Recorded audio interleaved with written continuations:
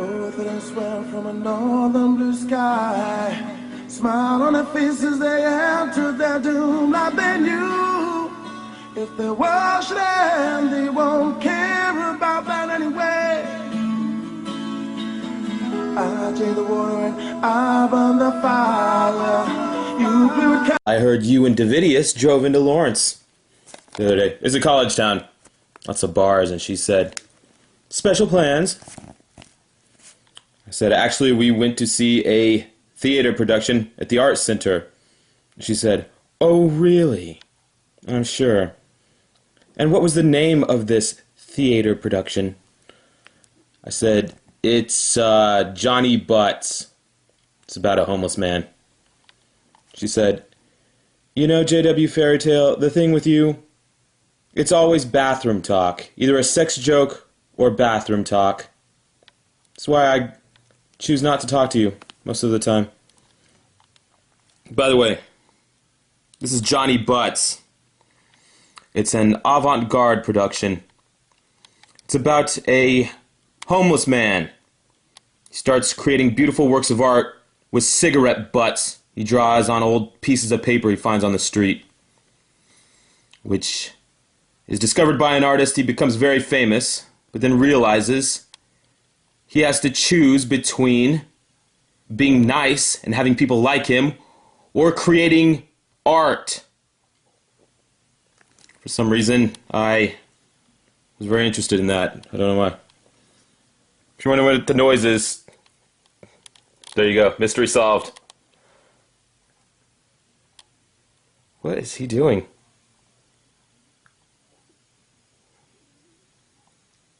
Oh, I see. Sin family. They had moved here from the West Coast and had the mother, Melanie, daughter, Sarah, and son, Mickelson. He was about my age, and he was pretty cool. I used to hang out with him quite a bit. His room was down in the basement. I'd go to their house and go downstairs. He had an electric guitar that he played. He'd just plug it into the amp, rock out. Sarah, she kind of had the attitude going on because I know she wanted to go out with me, but to me, she was busted looking, and she had the attitude. Wasn't feeling it, so she was sour grapes about that. Melanie, their mother, was a home care practitioner and actually took care of their grandmother.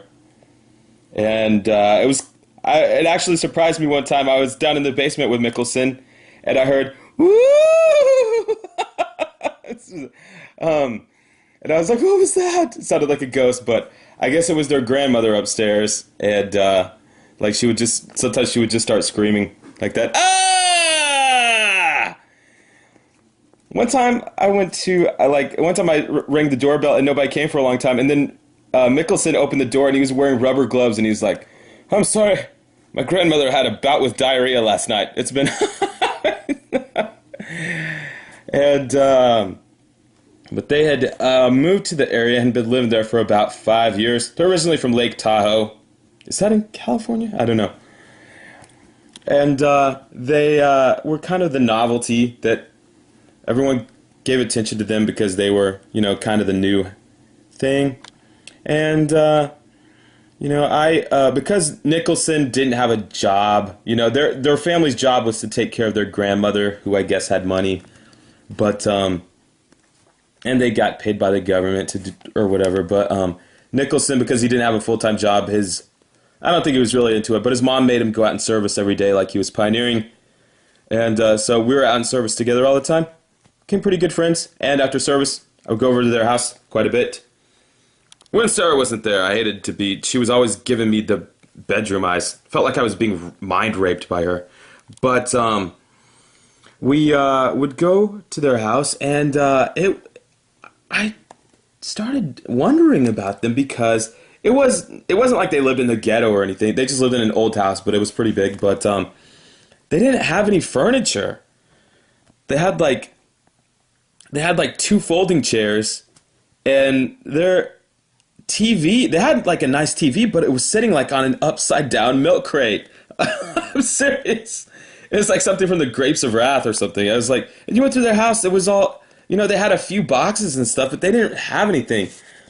I mean, even Nick, he like slept on a wrestling mat downstairs. But until one day, I went to their house, and it was like they had been on, The Price is Right or something. They had all this new stuff. Like, I walked into their, like, foyer, and they didn't have just a fancy grandfather clock. They had 2 grandfather clocks. Went to their house. They had, like, black leather furniture. All of a sudden, beautiful dining room set. I guess, I don't know. I guess I said, I decided to buy all the furniture at once. Went down to Nick's room. He got, you know how kids get race car beds? He got a NASCAR bed. And it was like a water bed. And it wasn't just that. His mom, he was really big into skateboarding. His mom helped him open a skateboard shop.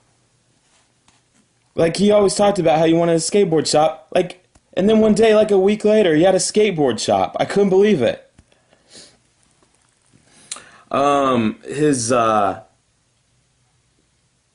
sister was, she was wanting to get married, and I guess she finally found this guy to marry her, and for their honeymoon, Melanie paid for them to go to Hawaii. It wasn't just that. They lived, she helped them get a townhouse to live in. Mind you, this guy, I guess he was like a roofer or something, so I guess he had a decent job. But she worked part-time at a coffee shop. For their wedding present, they got, from Melanie, they got matching Ford Super Duties. And his was white. Hers was like a light lavender color. Now, that didn't come off a car lot. That was factory ordered. And I started wondering what was going on with them, because I kept going over to hang out with Mickelson, and it's like they got new shit all the time. I went to their house one day, and I walked in, I was like, what is that smell? It's disgusting. And they said, our housekeeper is making menudo, which is like some kind of soup. I went and looked at it. It's disgusting. It looked like pieces of bread floating in guts. It was awful. But I said, you have a housekeeper? They had a fucking Mexican housekeeper. These people that don't have jobs and have, I don't know. Were they stealing the money? Of course! Of course they were stealing the money. It turns out they got arrested. Or Melanie got arrested. Their grandma that was living with them turned out to be not their grandma, but some old woman that Melanie had kidnapped. They had kidnapped her from California or wherever and took her with them, and they had just been divesting her portfolio, I guess. And spending it on themselves. Jehovah's Witnesses! Look, they're not the only Jehovah's Witnesses to do that. You know they're not. Jehovah's Witnesses, they love to get a hold of some old person and ride that rainbow. And Melody got arrested. It was in the paper. It was on the news station. The whole town was pissed off because it actually made the front page because just of the sickness of the crime that apparently they had withdrawn $110,000 from this old woman's checking account. And Melanie, of course, got disfellowshipped. Guess it turns out that Sarah and Mickelson were never baptized, but they weren't welcome at the Kingdom Hall anymore. Look, there's a lot of stuff you can recover from when you're a Jehovah's Witness. If you have sex, you'll get disfellowshipped for like a year. If you show up drunk at the Kingdom Hall, you'll get punished, but it's not the end of you. But something like that, you make the front page, you're not going to take you back because it's all about, yeah, so they were kind of blacklisted from the hall. Didn't really see they were kind of just a flavor of the month, that they were, popular for like a year, and then they went the way of the dinosaur. It happens at the Kingdom Hall. I didn't really see them after that. I guess they moved away, but it turned out, that they had, like 20 years earlier, Melanie had gotten busted for doing the same thing with some other old lady. And that was in the paper, too. They did follow-up stories about that. I remember reading the story online and looking through the comment section. I saw people said that, hey, this wasn't their first rodeo. They'd done this before. Tell people. So they got run out of town on a rail. But I remember one of the commenters was said, well, I think it's sad that this poor family is getting fanny jammed. How do you know that they the old lady didn't give the money to them? And I was like, but I recognize because fanny jammed is not a local colloquialism. I said, maybe it's a Lake Tahoe thing, but because he was always talking about fanny bandits and stuff, and I realized that was Mickelson defending it, pretending to be a random, commenter, but he was defending himself. I saw I looked on Sarah's Facebook page. I found it like a year ago, and like in the column there, it just said, "I've stopped caring," and she hadn't updated. So I don't know what's going on with her. They took Nick Mickelson's skateboard shop. They took Sarah's townhouse. They took her trucks, everything. Her and her husband skipped town. I actually did see Mickelson one last time. I was driving through the downtown area, and I guess it was like a sidewalk sale they were having, but he had been, kicked out of the hall for a few years. And the brother I was driving with said, hey, you remember Mickelson? That's his band up there. He's in a rock band now. That's them up there playing. And we were driving, like, because it's downtown, we were driving by really slow, like 10 miles an hour. And driving by, and I guess he was standing there with a bass guitar playing with his band. But I was looking out the window, and he looked up and he noticed me, and we made eye contact. And he just stared into my eyes for a moment, and I looked back at him, and we kept driving by, but I looked back at him because, and then I turned back around and looked forward, but I had realized in that moment that our eyes locked that he thought that old woman was his grandma.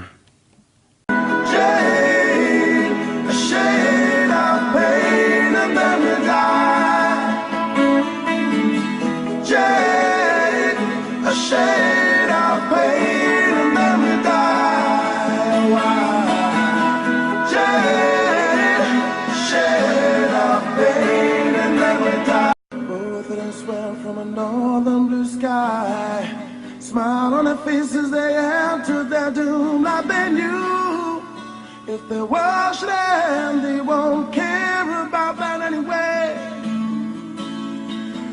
I take the water and I burn the fire. And what was the name of this theater production? I said, it's Johnny Butts. It's about a homeless man. She said, J.W. Fairytale, the thing with you, it's always bathroom talk. Either a sex joke or bathroom talk. It's on old pieces of paper he finds on the street, which is discovered by an artist. He becomes very famous, but then realizes he has to choose between being nice and having people like him or creating art. For some reason, I heard you and Davidius drove into Lawrence the other day. It's a college town. Lots of bars, and she said, special plans. I said, actually, we went to see a theater production at the Arts Center. She said, oh, really? I'm sure.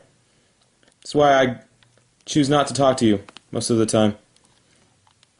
By the way, this is Johnny Butts. It's an avant-garde production. It's about a homeless man. He starts creating beautiful works of art with cigarette butts. He draws